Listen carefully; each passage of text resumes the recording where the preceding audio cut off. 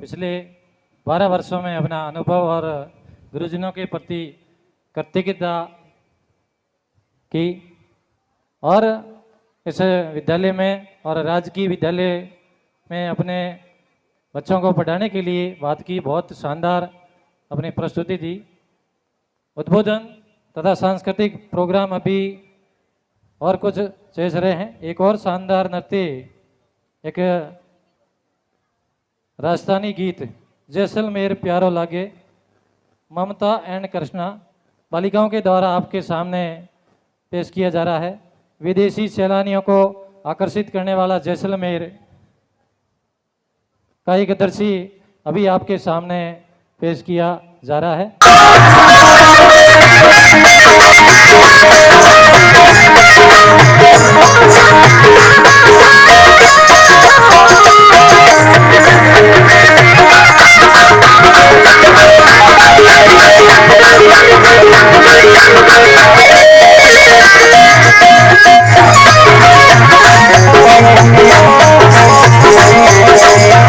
Class में आते तो कहते कि बच्चों पढ़ लो, क्योंकि ये ज़माना लाठी का नहीं है, ये ज़माना कलम का है। आपका कलम ही आपके भविष्य को निर्धारित करेगा। आपको बातों से ज़्यादा पढ़ाई को महत्व देना चाहिए। हालांकि सर के पास हमें पढ़ने का बहुत कम समय मिला, लेकिन जितना भी समय मिला वो हमारे लिए सुनहरा समय था। प्रियदर्शी और मनोज जी सर का व्यवहार हमारे प्रति मित्रतापूर्ण रहा। उन्होंने हमें हमेशा ही हमारा सहयोग किया। प्रियदर्शी सर ने हमें इंग्लिश का अध्ययन बहुत ही हमारी स्थानीय भाषा में करवाया। उनकी वजह से ही हमारे लिए इंग्लिश आज एक सरल सब्जेक्ट बन गई है। अगली कड़ी में मैं सुखदेव जी और दलपत जी के बारे में बात करना चाहती हूँ। सुखदेव जी सर ने हमारी क्लास की भावनाओं को समझा और हमारे लिए बहुत बड़े प्रयास किए। दलपत सिंह जी ने राजनीति का लेक्चरर न होने के कारण न केवल हमारे इतिहास का सिलेबस पूरा करवाया, बल्कि राजनीति को भी अपना 100% दिया। आदुराम जी सर की तो 12वीं के शुरुआत में ही ट्रांसफ़र हो चुकी थी, जिसके कारण दलपत जी ने ही हमारी राजनीति को संभाला और हमारी राजनीति सब्जेक्ट को न केवल कॉस्ट पूरा करवाया बल्कि रिवीजन भी करवाया।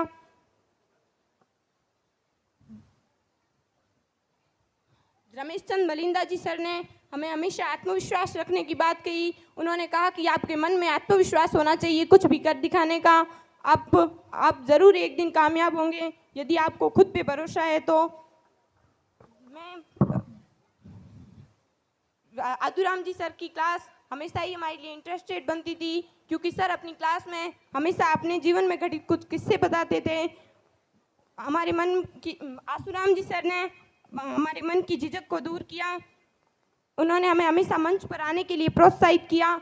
न केवल उन्होंने आगे बोलना सिखाया, बल्कि हमेशा मंच के लिए भी प्रोत्साहन देते रहे। मैं आगे अपनी क्लास के बारे में कहूँगी। मेरी क्लास ने मुझे हमेशा सपोर्ट किया। मुझे जब भी उनके सहयोग की आवश्यकता थी तो वो मेरे साथ खड़े रहे और मुझे अपनी मित्र समझा, उन्होंने अपनी बहन समझा। मेरे सारे शिक्षक बहुत ही मेहनती हैं। उन्होंने हमें अपना 100% दिया, हमारा नियमित रूप से अध्ययन कार्य करवाया। हम पूर्णतः ये प्रयास करेंगे कि हम उनकी उम्मीदों पर खरे उतर सकें। अंतिम शब्दों में मैं मोनिका चौधरी आप सबसे एक यहाँ उपस्थित आदरणीय मुख्य अतिथि महोदय, गवर्नमेंट ऑफिसर्स और गांव के मेहमानों से एक निवेदन करना चाहती हूँ। मैं चाहती हूँ कि आप अपने बच्चों को ज़्यादा से ज़्यादा गवर्नमेंट स्कूल में पढ़ाइए, जबकि अधिकांशतः आर्थिक रूप से सक्षम परिवार अपने बच्चों को प्राइवेट स्कूलों में पढ़ाकर एक सरकारी नौकर बनाना चाहते हैं। जो खर्च आप वहाँ देते हैं उसका यदि आंशिक हिस्सा भी आप राजकीय विद्यालयों को दें तो संभवतः राजकीय विद्यालयों का बेहतर परिणाम होगा। वर्तमान समय में सरकार की कॉलेज शिक्षा में प्रवेश नीति में एक कमी है। वहाँ प्रवेश में मेरिट सिस्टम है।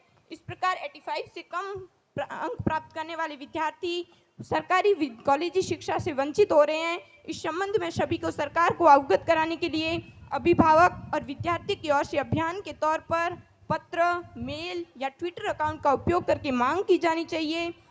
सभी विद्यार्थियों को सरकारी उच्च शिक्षा का लाभ मिल सके। इस कार्यक्रम में पधारे हुए सभी मेहमानों, अभिभावकों, मेरे सभी सहपाठियों का पुनः हार्दिक आभार। धन्यवाद। जय हिंद।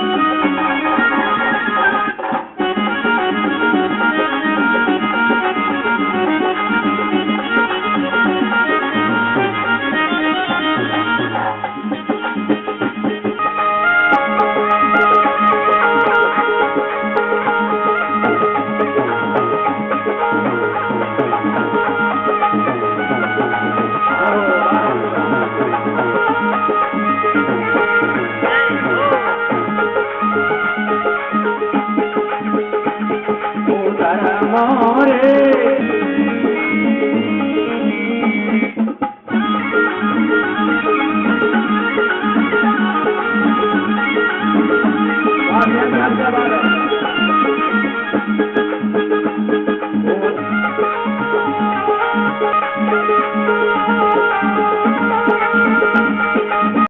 धनी की पावन धरा आलपुरा के विद्यालय प्रांगण में आज कक्षा 12वीं के विदाई समारोह भामाशाह सम्मान प्रतिभा सम्मान के अवसर पर मंचासीन मुख्य अतिथि कुड़ामालनी प्रधान श्री बिजला राम जी चौहान, हमारे CBO साहब ओम प्रकाश जी खिलेरी, इसी संस्था के संस्था प्रधान श्री राम जी गोदारा जो आज नहीं है, उनके में श्री सुखदेव जी परमार जो आज यहाँ के प्रधानाचार्य और हमारे DDO साहब भी है। यहाँ पर मौजूद आलपुरा के सरपंच साहब, सहकारी समिति के अध्यक्ष संबल सिंह जी और यहाँ के SMC के अध्यक्ष ठाकुर साहब श्री राजू सिंह जी और मंच पर उप सरपंच साहब, VDO साहब और सामने विराज समस्त PO क्षेत्र के संस्था प्रधान गुरुजनों और गांव के सम्मानित जो कुर्सी पर विराजमान है और सामने बैठे हुए नौजवान युवा दो देश के भावी कर्णधार और मेरे सामने मुख्य मेहमान आज के इस समारोह के आकर्षण के केंद्र कक्षा 12वीं के विद्यार्थी और नन्हे मुन्ने बच्चे जो हर घर की आस और उम्मीदों की किरण है। तो इस मौके पर विशेषकर आपने यहाँ के कार्यक्रम को बहुत ही शानदार बनाया, इसके लिए विद्यालय प्रशासन को मैं बहुत बहुत धन्यवाद देता हूँ और भामाशाह को धन्यवाद देता हूँ। यहाँ कक्षा 12वीं के विद्यार्थी जो सामने बैठे हैं, जो कक्षा 12वीं के विद्यार्थी है, बच्चे और बच्चियाँ, 1 मिनट हाथ खड़े करना, कहाँ बैठे हैं, ठीक है, हाथ नीचे खींचिए। तो विशेषकर आपको ध्यान केंद्रित करते हुए मैं बातें यहाँ कहूँगा, शिक्षा से संबंधित बातें, आगे क्या पढ़ना है, कब पढ़ना है, किस तरह पढ़ना है। हमारे यहाँ शिक्षाविद और शिक्षा अधिकारी मौजूद है, लेकिन आप यहाँ से बाहर निकलेंगे क्योंकि यहाँ पर आप सिर्फ घर से स्कूल आए और स्कूल से घर गए, कहीं तो पहली से भर्ती हुए और 12वीं तक यहीं पढ़े और कहीं पड़ोसी विद्यालय में, लेकिन रहे अपने गांव के गांव में। कभी कोई मौका मिला तो नानी के घर गए या अपने बुआ के घर गए और कहीं बाहर जाने का मौका नहीं मिला। अब आप जीवन में एक नए परिसर में प्रवेश करने जा रहे हैं तो आपको हर बात पहले अपने प्रधान साहब ने भी बताई थी कि जहाँ परख कर ही कदम बढ़ना है। आपको जीवन में कई नए नए साथी मिलेंगे जो आपकी प्यारी प्यारी मीठी मीठी बातें करेंगे, लेकिन उतावलपन में उसको विश्वास नहीं करना है, उनको परखना है। तो आप ध्यान रखेंगे कि मन से गुरुजनों ने कहा था कि हर बात को ध्यान रखना है, परखने के बाद में ही अपना दोस्त बनाना है। लेकिन कई बात परखने से पहले आपके जीवन में दोस्त बन गए हैं, आपको मालूम नहीं होने दिया है, आपके दिलों पर राज कर लिया है। वो चीज़ है मोबाइल। आ गई है, आप तक पहुंच गई और नहीं पहुंची तो बारी के बारने में कई बच्चे कहेंगे कि हमको गुरु आपके जो ये गार्जियन है उनसे कि हमको मोबाइल ला के दो। इस मोबाइल का सदुपयोग हो तो ये अपने लिए बहुत ही प्रिय मित्र से भी बढ़कर है, एक तरह की दवा है। यदि इसका दुरुपयोग हो तो ये एक तरह का जहर है। मैं तो इसे मानता हूँ जो अपने बोर्ड इलाकों में पाया जाता है पीवड़ा सांप, उससे भी खतरनाक मानता हूँ जब इसका दुरुपयोग होता है। तो ये होशियार जो होनहार बच्चे हैं आज अपने मन से कहते हैं कि उस बच्चे के 99%, उस बच्चे के 95% और 90 के आसपास तो हर कोई बच्चे के है, लेकिन जो आगे जाता है और मोबाइल उसके ऊपर हावी हो जाता है तो उसकी जो मेन मुख्य किताबें होती है वो छूट जाती है और उसका अमूल्य है समय वो मोबाइल खा जाता है। तो ये मोबाइल आपके लिए इससे बढ़कर क्या खतरनाक हो सकता है। आपको बेरोजगार बना देता है। यहाँ आपको सपने देखते हैं, वो सपनों के ऊपर पानी फेर देता है। और ये ऐसा है जो बेरोजगार बनाने के बाद में भी बेरोजगारी का एहसास तक नहीं होने देता है, क्योंकि पूरे दिन उसी में लगे रहते हैं। यूँ पता नहीं कि हम बेरोजगार हो गए हैं। तो इसका विशेष कर ध्यान आना है कि इसका जितना हो सके कम उपयोग करें और इसका सदुपयोग करें, तभी तो ये आपके लिए अच्छा एक मित्र होगा, नहीं तो इससे बड़ा दुश्मन नहीं है। ये बात आप विशेष ध्यान रखेंगे। ये आप यहाँ से विदाई ले रहे हैं इसलिए आपको एक भलावन के रूप में कह रहे हैं। जो यहाँ के होनहार बच्चे, उनसे मेरा फिर ये कहना है कि अब आपके लिए एक संघर्ष की कड़ी शुरू हो गई है। कुछ भी हासिल होगा, चाहे आप कितने भी होशियार हो, लेकिन जीवन में संघर्ष आपको करना पड़ेगा। कदम कदम पर संघर्ष करना पड़ेगा। आपके सामने आपके जो मुख्य अतिथि मेहमान दिख रहे हैं, उन्होंने जीवन में संघर्ष किया तभी अपने आज के इस मंच की शोभा बढ़ा रहे हैं। वैसे सीधे तो प्रयास में से एक आध को कोई सफलता हासिल लगी वो बात अलग है, लेकिन कई दिन में ठोकरें खानी पड़ी तब जाके ये उनको मंच मिला है। तो आपके लिए भी मंच खुला है और आपका स्वागत करना है। आप में योग्यता है, आप में ऊर्जा है, जोश है, लेकिन आप ठोकरों से मत घबराना। जो होशियार होनहार बच्चे हैं, आगे कोई भी एग्जाम में आप भाग लेंगे तो वहाँ आप पहले ही प्रयास में सफल हो जाएंगे, ये मेरे को उम्मीद है। यदि आप आधे एक कुछ पॉइंट से पिछड़ जाओ तो घबराना मत, वो आपके जीवन में एक ठोकर है। देखो ये सामने बैठे हैं, कई ठोकरे के बाद शिक्षा अधिकारी बने हैं, प्रिंसिपल बने हैं, तो आपका स्थान तो निश्चित है, लेकिन ठोकरों खाने के लिए आपको तैयार रहना है।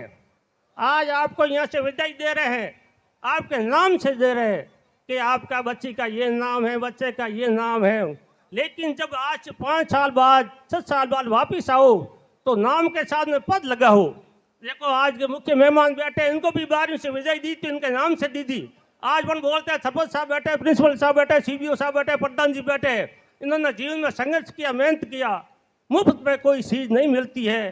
तो आप भी अपने संघर्ष के लिए आज से तैयार होना है, तो आपका ये आगे स्थान सुगम होगा। आप उस पदों को प्राप्त करेंगे जो लिख से आप निर्धारण करेंगे, उसमें आपको जरूर सफलता मिलेगी। आप जीवन में चाहे कितने बड़े अधिकारी बनो, कर्मचारी बनो, एक आदर्श इंसान बनो, लेकिन एक विशेष बात मैं आपको कहता हूँ कि आप अपने माँ बाप और गुरुजनों को कभी मत भूलना। देखो आपके माँ बाप ने आपके लिए क्या क्या कुछ नहीं किया है, लेकिन बड़े होने के बाद में बच्चे कुछ कहते हैं जो हमको ये दर्द करता है, दिल में चोट करता है, लेकिन आपसे उम्मीद करता हूँ ऐसा वे शब्दों का प्रयोग नहीं करेंगे। माँ बाप खुद ने फटे जूते पहने, खुद ने फटे कपड़े पहने, आपके लिए नए बूट और सूट लाए, खुद ने लुकी रोटी खाई, लेकिन आपको घी दूध नहीं परोसा। उन माँ बापों को मत भूलना, उन बाबा को सरा उदास मत करना जो आपके सरा उदास उन्होंने कभी नहीं देखा। और आपके गुरुजी, जो आपके माँ बाप आपको पहली कक्षा में, जो बारी वाले विद्यार्थी देख रहा हूँ, जो पहली क्लास आपके सामने बैठी होगी, कहीं दिख रही है आपको, उसी रूप में यहाँ भर्ती किया था। और गुरुजन ने आपको पार्टी, उसके ऊपर पेंसिल, कॉपी, उसके ऊपर लिखना सिखाया। आपको देखो, आप कभी भी रोने लग जाते तो आपको पहले हंसाया, फिर आपको उस पढ़ाई के अनुकूल बनाया, एक बार नहीं 10 बार प्रयास किया, तब जाके आप आज इस काबिल बने हो। तो जीवन में गुरुजी, मैं तो मेरी जब पहली से 12वीं तक पढ़ा, जो गुरुजी मिलते हैं सामने, ऐसा दिल में भाव आता है जैसे कोई साक्षात भगवान के दर्शन हो गए। तो आपसे भी मैं उम्मीद करता हूँ कि आप गुरुजनों का दिल में आदर और सम्मान रखेंगे, और गुरुजनों और माता पिता के दिल से निकली हुई दुआ जो 1000 दवाओं से बेहतर होती है, तो आप उनका आशीर्वाद अपने ऊपर हमेशा बनाए रखें, आपको सफलता जरूर मिलेगी। ये मेरी आपको शुभकामना है। और माता पिता के प्रति कृतज्ञता, उनकी भावनाओं को समझने का आग्रह किया। इसी के साथ एक और बड़ी घोषणा, 10वीं और 12वीं में 90% से अधिक अंक प्राप्त करने वाले विद्यार्थियों को 10 ग्राम चांदी का सिक्का देकर के सम्मानित करेंगे श्री सालू राम जी, देराज राम जी, सियोल, सगुड़ा।